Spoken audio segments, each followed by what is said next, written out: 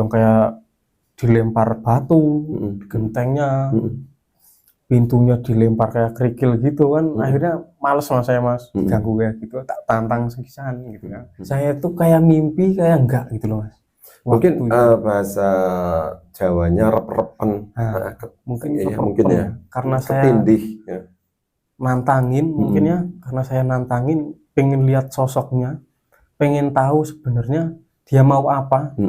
Ganggu saya pasti ada tujuannya. Betul. Sosok itu masuk mas, di pikiran saya langsung bleng, seolah-olah saya diajak di satu tempat. Diajak di satu tempat itu kayak alun, hampir kayak alun-alun gitu mas. Luas kecil, gitu. perempuan kecil. Saya tuh bisa tahu pertumbuhan dia gitu loh, kayak dia dari kecil sampai besar dan akhirnya meninggal itu.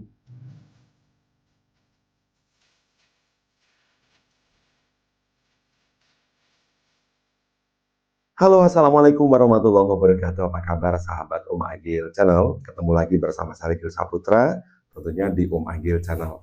Nah, kali ini kita ketemu lagi bersama narasumber yang mempunyai cerita mistis ataupun horor. Setelah kemarin kita saksikan episode pertama tentang anak beliau itu memang dihantui atau diteror sosok pocong dengan kaki terikat ular. Kali ini ada cerita apa lagi nih? Sepertinya gudangnya cerita horor atau mistis ya. Mas Wahyu, apa kabar? Alhamdulillah baik mas. Sehat ya. Terima kasih ya kembali hadir di Om Agil Channel. Kali ini kita akan kembali cerita, baik cerita tentang Mas Wahyu sendiri atau yang pernah teman Mas Wahyu alami, kemudian diceritakan di sini, begitu ya? Ya. Kali ini kita episode kedua. Tentang apa ini? Kalau kemarin kan tentang anaknya Mas Wahyu. Iya. Kali ini tentang gudang pabrik mas. Di mana nih? Di daerah Bogor. Waktu itu Mas Wahyu kerja di sana. Kerja di sana. Nah, kita akan simak ada apa di balik pekerjaan Mas Wahyu yang ada di gudang di Bogor ini. Bisa diceritakan awalnya seperti apa ini Mas Wahyu? Awalnya tuh saya ngelamar kerja mas di daerah Bogor, jadi supir truk, ekspedisi lah. Di situ tuh saya tinggal di mes mas, tinggal di mes. Ada gudang itu kan ada mesnya mas. Betul. Saya tinggal di mes itu, saya sendiri mas. Awalnya saya sendiri, tinggal di situ saya sendiri. Karena ngelamar kerja di situ, daripada saya ngekos butuh biaya, saya tidur di mes. Walaupun itu sendiri, sebenarnya horor sih mas. Gak horor kalau sendiri kan, namanya gudang kan besar mas. Situ awal saya masuk situ itu banyak warga, bahkan teman kerja itu yang sudah ngomong nggak usah tidur di mes gitu kan. Katanya angker gitu. Wah, kata saya mah bodoh amat mas. Yang penting ngirit mas. Bodoh amat, saya nggak percaya kayak hal-hal yang seperti itu waktu itu, karena diceritain mungkin lah halusinasi atau apa gitu. Akhirnya saya menempati satu kamar. Di situ ada 3 kamar mas, ada 3 kamar, saya menempati satu kamar itu. Ada beberapa cerita dari warga atau teman-teman itu. Di situ banyak kejadian mistis mas. Betul. Seperti apa nih? Seperti klakson mobil itu bunyi sendiri di tengah malam. Tengah malam bunyi sendiri, padahal aki mobil itu dicopot mas. Sudah dicabut ya? Sudah dicabut. Tapi itu bunyi sendiri mas. Terus ada juga yang bilang yang tidur di musola dimunculin satu sosok penunggu situ mas. Genderuwo lah katanya. Situ akhirnya kapok, nggak berani tidur di situ. Banyak kejadian orang ketika mau nginep di mes nggak jadi mas. Berarti Mas Wahyu satu-satunya orang yang tanda kutip nekat ya, karena karyawan yang lain memilih ambil kos di luar mes gudang itu. Ternyata Mas Wahyu ambil salah satu kamar di antara 3 kamar yang kosong dengan dalih supaya ngirit ya. Ternyata tapi malah ada bonus-bonus goib. Menarik. Seperti apa nih dilanjutkan monggo? Itu akhirnya saya menempati satu kamar tuh mas. awalnya nggak ada kejadian apa-apa mas. Saya kan cuek orangnya mas. Kalau hal-hal seperti itu cuek. Mau orang cerita seperti apapun bodoh amat. Kalau belum istilahnya merasakan sendiri, mengalami Saya sendiri. cuek itu. Kalau masalah horor tuh saya bodoh amat lah. Namanya manusia itu hidup berdampingan dengan hal-hal seperti itu mas. Dimanapun tempat. Betul. Dimanapun tempat. Mau di sini mau dimanapun itu kita berdampingan. Asal kita nggak ganggu. Mereka nggak bakalan ganggu gitu kan. Prinsip saya seperti itu. Tapi ada satu malam itu saya diganggu mas. Saya tuh nggak ganggu. Orang saya mau istirahat karena udah malam, pengen tidur istirahat. Saya tuh diganggu mas. Lampu di kamar saya tuh dimatiin, dihidupin, matiin, hidupin terus begitu. Akhirnya saya jengkel mas. Saya jengkel karena udah keterlaluan lah kayak gitu, namanya orang mau istirahat diganggu. Saya sendirian gitu kan, jengkel mas. Posisi pulang kerja kan capek, akhirnya saya tantang mas. Saya tantang, muncullah, ayo muncul, lebih baik muncul daripada main lampu ya gitu, lebih baik muncul, mau apa mau gimana kan. Selesai saya ngomong kayak gitu sambil gebrak-gebrak pintu segala macem. Sesumbar ya, nantangin ya. Nantang, saya memang nantang waktu itu. Karena udah capek mau istirahat, ternyata ada gangguan. Gitu. Iya, yang kayak dilempar batu, gentengnya, pintunya dilempar kayak kerikil gitu kan. Akhirnya males mas saya mas, ganggu kayak gitu. Tak tantang sekisan gitu kan. Tak tantang, akhirnya hidup itu lampu nggak dimatiin lagi. Selesai saya ngomong sumbarnya gitu. Akhirnya hidup terus, nggak ada gangguan lagi tuh. Saya tuh kayak mimpi kayak enggak gitu loh mas. Mungkin bahasa Jawanya rep-repen. Mungkin mungkin ya. Karena ketindih, saya nantangin mungkin ya. Karena saya nantangin, pengen lihat sosoknya, pengen tahu sebenarnya dia mau apa. Ganggu saya pasti ada tujuannya. Betul. Gitu kan. Tak tantangin karena saya nggak bisa lihat barangnya seperti itu mas. Kalau merasakan iya, tapi kalau lihat nggak bisa mas. Akhirnya begitu saya rebahan, kayak mimpi ya enggak gitu. Sosok itu masuk mas. Di pikiran saya langsung bleng, seolah-olah saya diajak di satu tempat. Diajak di satu tempat itu kayak alun, hampir kayak alun-alun gitu mas. Luas gitu ya. Terus yang ngajak anak kecil mas, perempuan kecil. Saya tuh bisa tahu pertumbuhan dia gitu loh. Kayak dia dari kecil sampai besar dan akhirnya meninggal itu, saya dikasih tahu mas. Wow. Oh berarti si sosok ini semacam pengen cerita ya ke Mas Wahyu, masuk kemudian di alam bawah sadarnya ataupun apapun namanya, ternyata dia bercerita dari mulai kecil, remaja hingga dewasa serta meninggalnya. Dan ini menarik sekali sahabat Om Agil Channel, ini sepertinya saya harus kulik lebih dalam lagi. Ini tapi cut dulu, kita minum dulu. Ini lagi seru-seruannya, lagi hangat-hangatnya obrolan kita minum dulu karena Mas Wahyu itu haus sepertinya. Kita ngopi dulu dari Agil TV dan Om Agil Channel.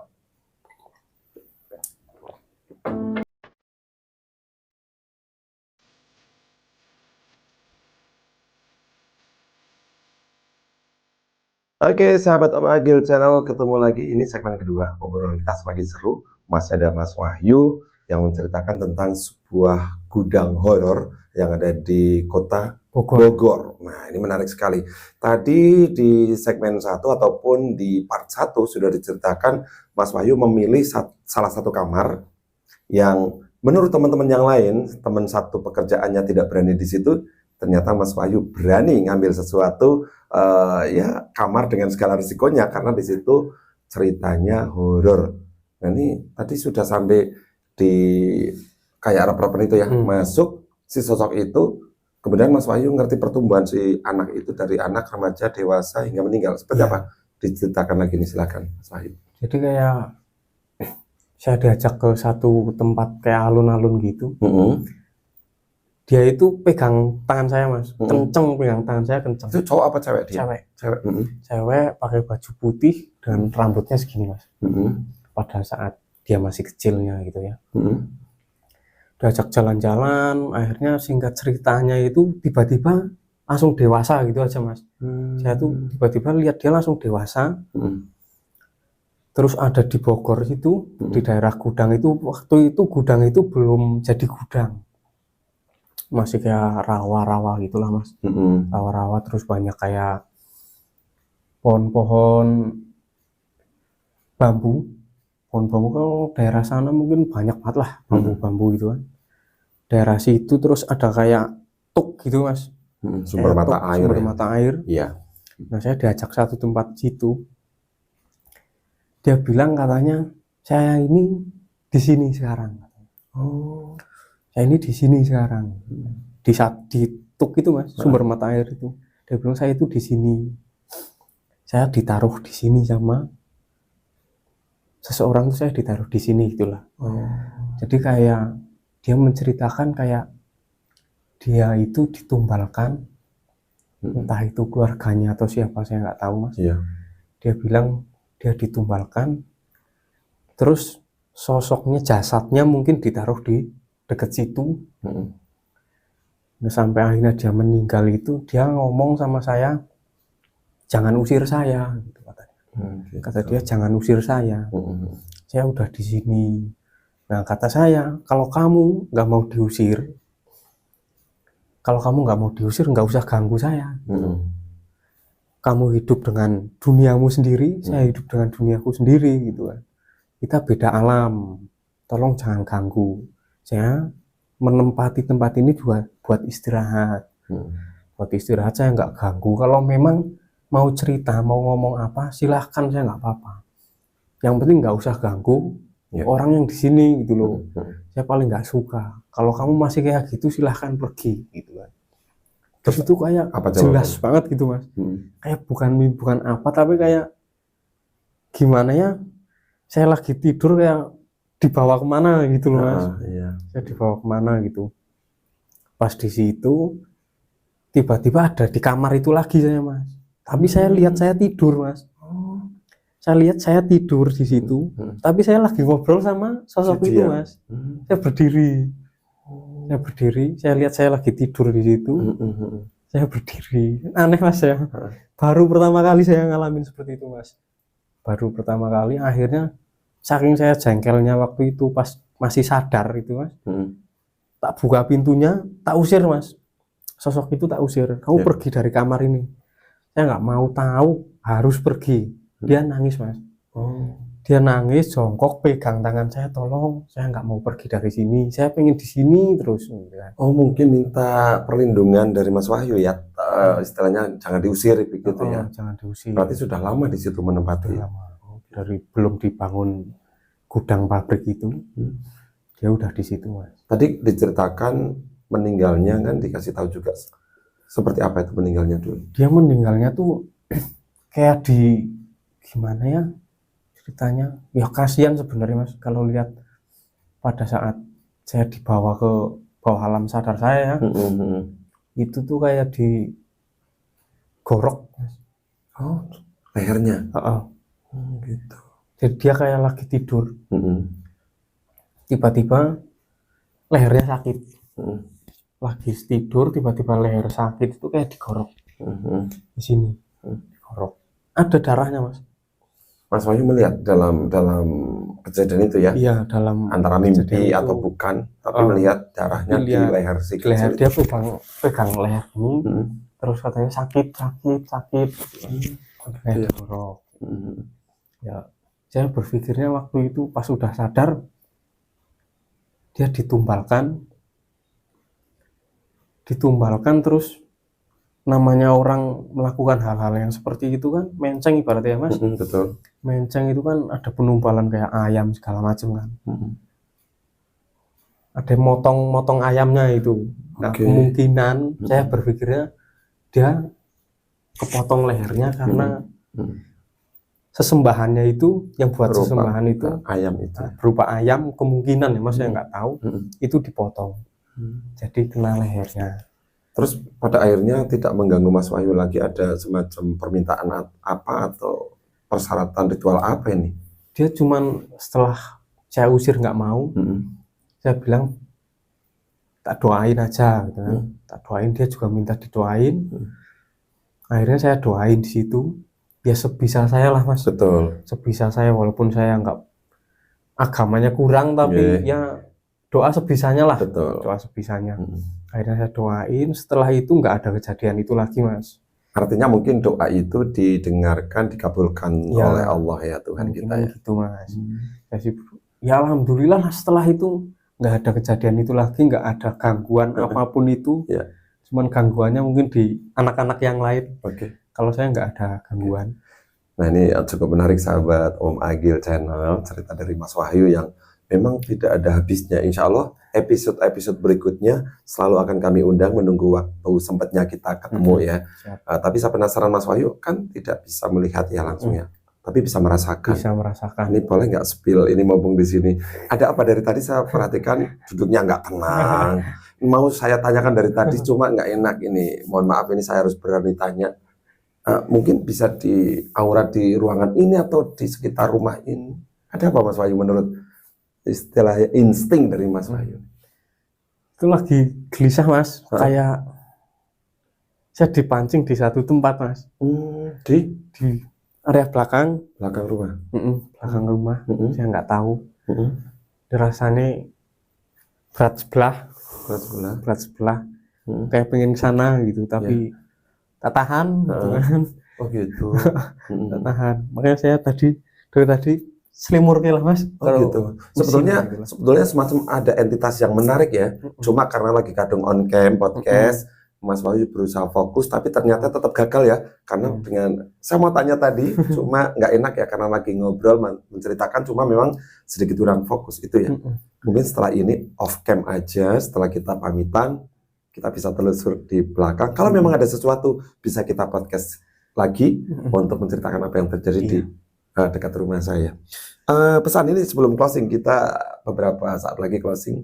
Dari kejadian yang Bogor dulu ini, pada akhirnya semua berjalan lancar. Terus? Ada satu pesan sih saya. Boleh, silakan. Satu pesan. Dimana di satu gudang itu, karena di situ angker kan, banyak yang minta nomor togel Mas. Banyak yang minta nomor togel.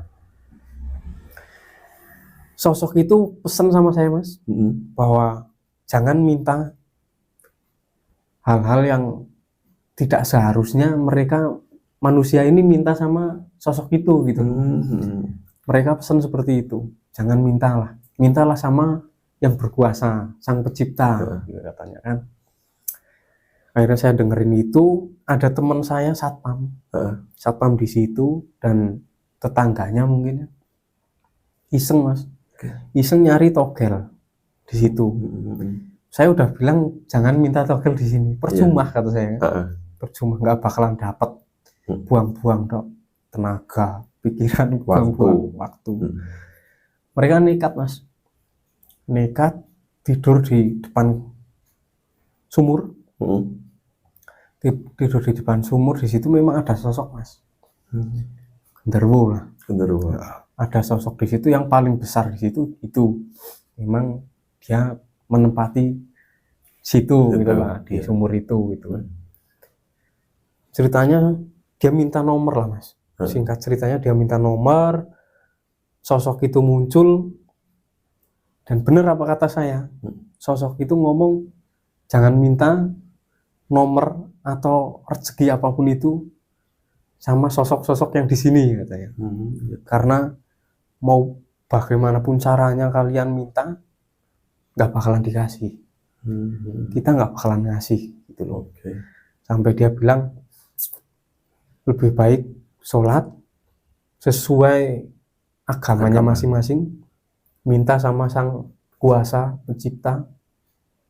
Sosok itu aja bisa bilang seperti itu loh Mas. Tapi manusia terkadang susah bersyukur. Iya, artinya mungkin ini ketemu dengan sosok jin atau hal gaib yang positif ataupun apa ya, religius ya mungkin ya, sehingga bisa mengingatkan seperti itu, tidak menjerumuskan si manusianya. Kadang kalau misalnya kita berseberangan, istilahnya kadang meminta sesuatu malah dijelombrongke bahasa Indonesianya atau Jawanya, itu bisa dikasih ya, dengan berbagai persyaratan yang kadang merugikan si manusia Merugikan. sendiri ya. Ya. Nah, ini sahabat Om Agil Channel, pesan yang kita dapatkan dari video ini itu ada beberapa hal terkait dengan minta-minta lah selain kepada Sang Pencipta, gak usah, mendingan doa semampu kita karena Tuhan kita tuh maha tahu, maha mendengar segala bahasa yang kita miliki, Jawa, Indonesia, Inggris, Arab, tahu semuanya ya. Tahu semua. Tinggal bagaimana hati kita memintanya seperti apa, penuh keikhlasan, penuh kesadaran,